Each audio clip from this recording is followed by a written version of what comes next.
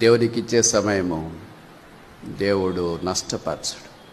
నీ స్నేహితులకి ఇచ్చేది నష్టపరచవచ్చు, నీ ఇరుగు పొరుగు వారికి నువ్వు స్పెండ్ చేసే సమయం నష్టపరచవచ్చు.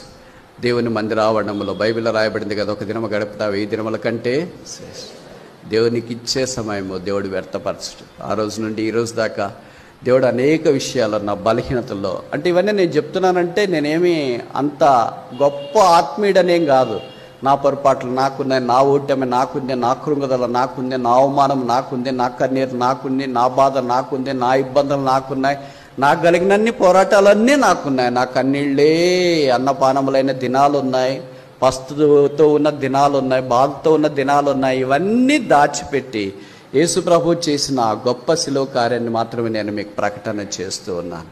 కనుక దేవుని జనమా, దేవుని మందిరాన్ని విడిచిపెట్టద్దు. పరిస్థితులు ఏమైనా సరే